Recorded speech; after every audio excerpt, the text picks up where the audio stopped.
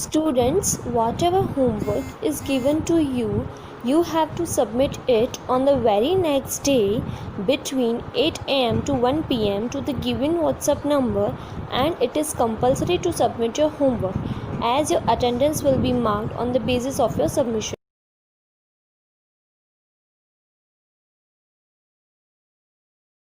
Hello students, welcome to class 5th Maths chapter number 3 Perimeter and Area session 8. In previous lecture we began exercise 3.3. Now in this lecture we will continue exercise 3.3. Now in exercise 3.3 question number 5, the area of square is 144 square centimeter. जो area है square की वो क्या है 144 square centimetre है. What is the perimeter, तो उसका perimeter क्या होगा, उसका मतलब कि स्क्वायर का पेरीमीटर हम लोग को बताना है. सो हम लोग का एरिया दी गई है 144 स्क्वायर सेंटीमीटर और हम लोग को पेरीमीटर उसका बताना है. सो फर्स्ट ऑफ ऑल जो हम लोग के पास इंफॉर्मेशन है हम वो लिख देंगे. Area of square, area of square हमको कितना दिया गया है 144 square centimetre. Now find out क्या करना है हमको पेरीमीटर. तो पेरीमीटर से पहले हमको फाइंड करना रहेगा साइड. पहले हम लोग साइड फाइंड आउट करेंगे, देन हम लोग फाइंड आउट करेंगे पेरीमीटर ऑफ स्क्वायर. ठीक है. सो फर्स्ट ऑफ ऑल हम लोग एरिया की फॉर्मूला लिखेंगे.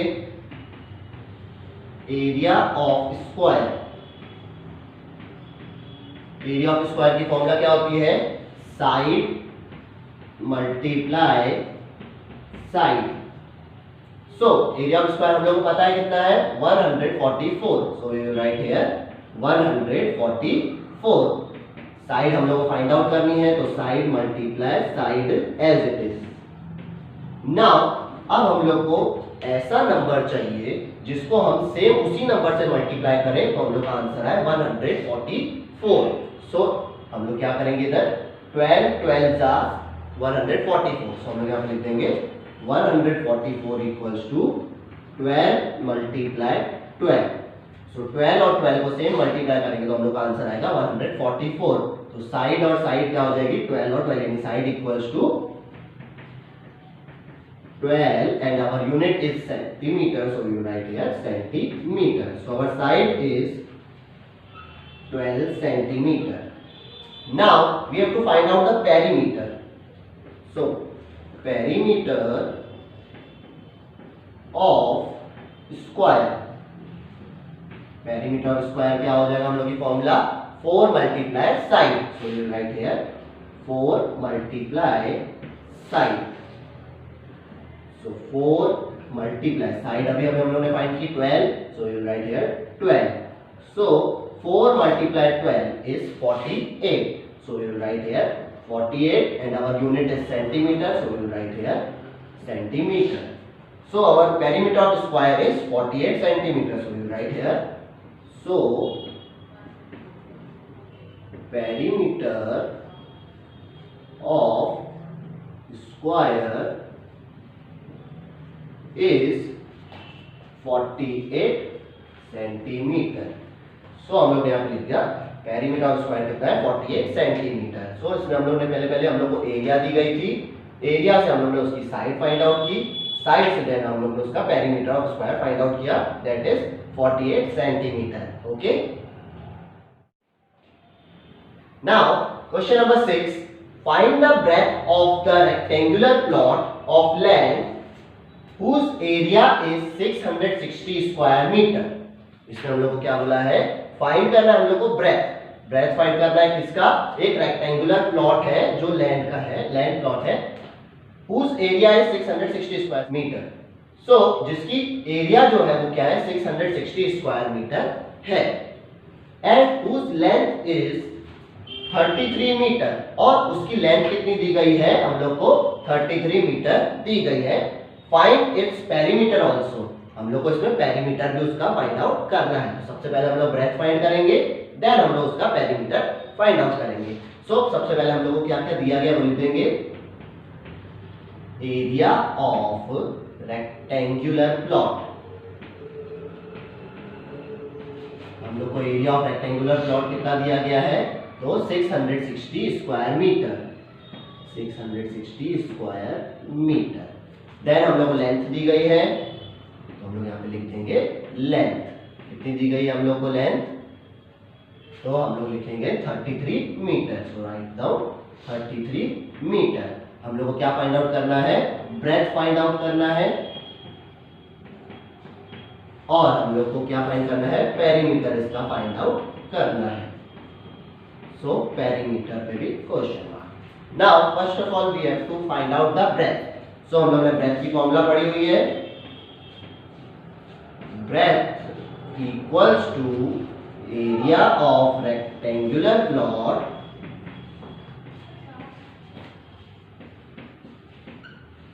Upon length.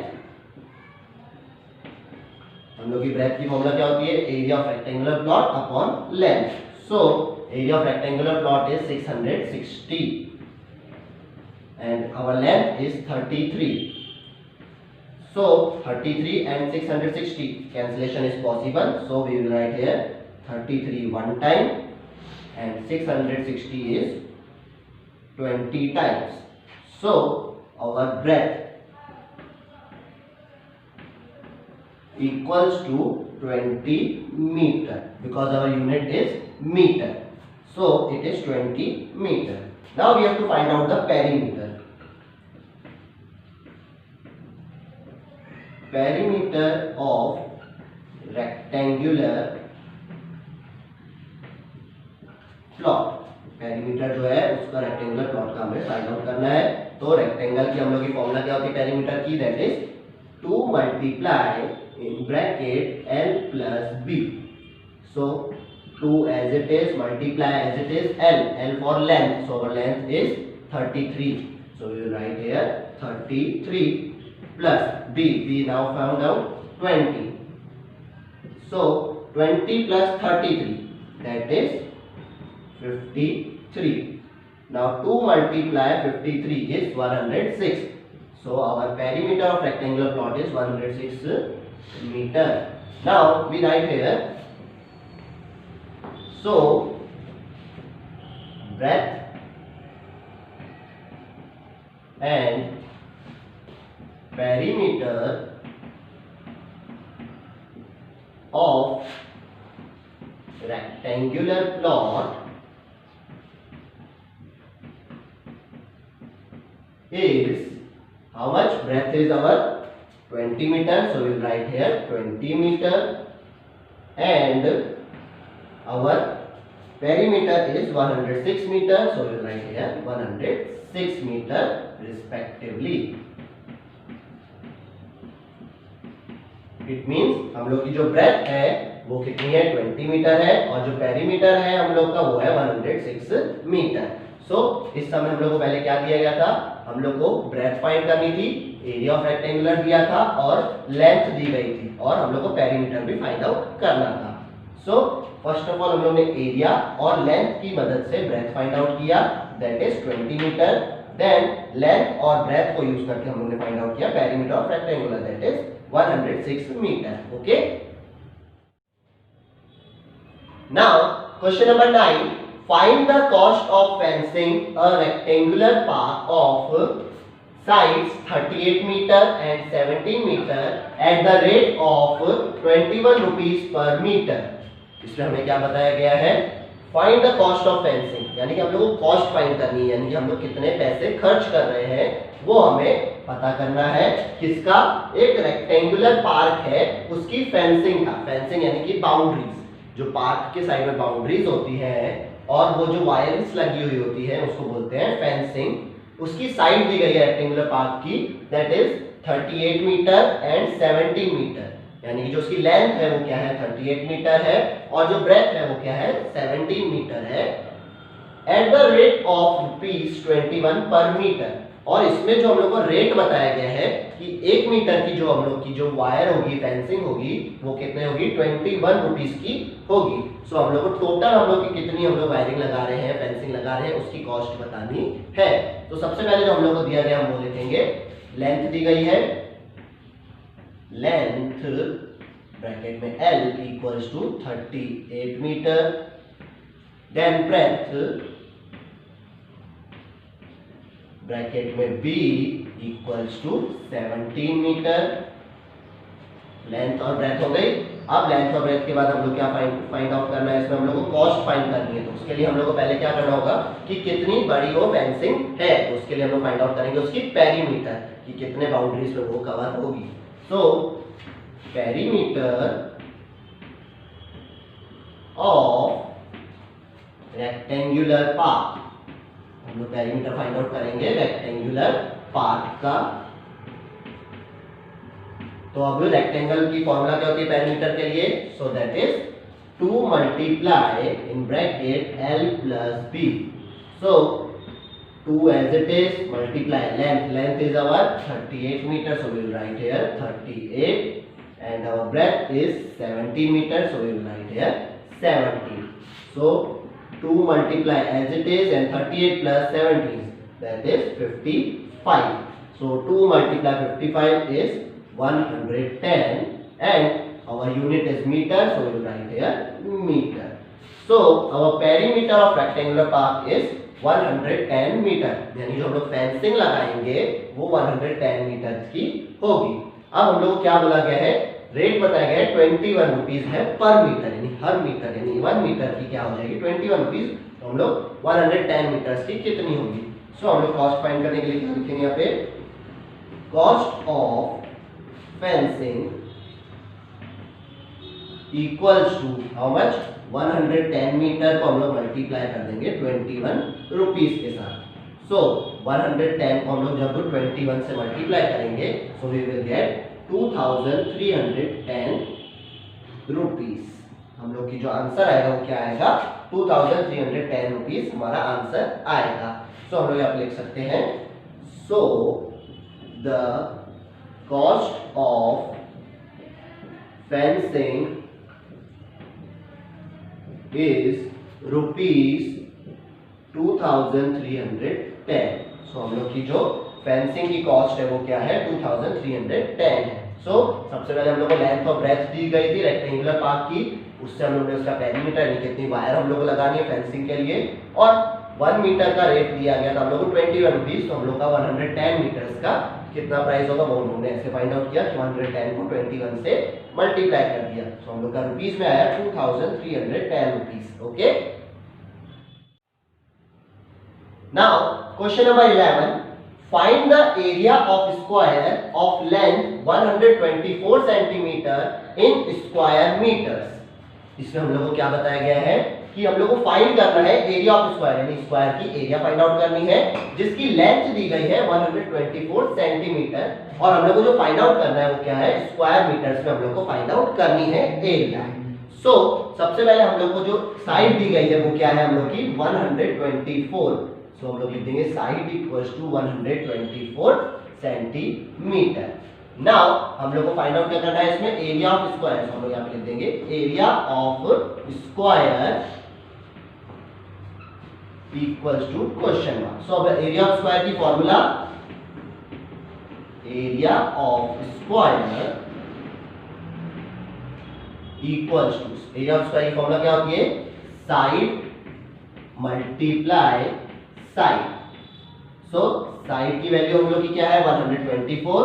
सो यहाँ पे हम लिख देंगे 124 मल्टीप्लाई 124। सो हम लोग 124 को 124 से मल्टीप्लाई करेंगे, सो हमारा आंसर आएगा 15,376। और हम लोग ने एरिया फाइंड आउट किया तो पीछे लिखेंगे स्क्वायर, और हम लोग का क्या है सेंटीमीटर। अभी हम लोग का यूनिट क्या है सेंटीमीटर, हम लोग यहाँ पे लिख देंगे सेंटीमीटर। नाउ अब हम लोग को इसको कन्वर्ट करना है किसमें स्क्वायर मीटर्स में। सो हम लोग यहाँ पे लिख देंगे 10,000 centimetre square equals to 1 metre square. अब हम लोग जो 10,000 सेंटीमीटर स्क्वायर होता है वो क्या होता है 1 मीटर स्क्वायर के इक्वल होता है। सो हम लोग का जो 15,376 सेंटीमीटर स्क्वायर है उसको अगर हम लोग मीटर में कन्वर्ट करेंगे तो कितना होगा हम लोग का वो हमें फाइंड आउट करना है। So equals to 15,376 divided by 10,000.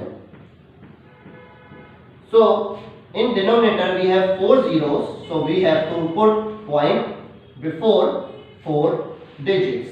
So 1, 2, 3, 4. So our answer is 1.5376 meter square. So हम लोग का जो area eye area of square जो आई हम लोग की वो क्या है 1.5376 मीटर स्क्वायर। सो हम लोग यहाँ लिख देंगे so area of square is 1.5376 metre square. So हम लोग ने इसमें क्या दिया गया था हम लोग को area of square find out करनी थी जिसकी लेंथ दी थी 124 सेंटीमीटर और हम लोग को जो आंसर चाहिए था वो स्क्वायर मीटर्स में चाहिए था। सो हम लोग ने पहले area of square find out किया इन सेंटीमीटर्स में दैट इज 15,376। तो उसको हम लोग ने कन्वर्ट करने के लिए रूल लिखा कि 10,000 सेंटीमीटर स्क्वायर जो होता है वो 1 मीटर स्क्वायर के इक्वल होता है। सो हम लोग ने इसको कन्वर्ट करने के लिए इसको डिवाइड किया। डिवाइड करने के बाद जो हम लोग का आंसर आया वो क्या आया so area of square is 1.5376 metre square. Okay, so today we completed our chapter number 3 perimeter and area. So you have to do the practice of this chapter regularly. Okay.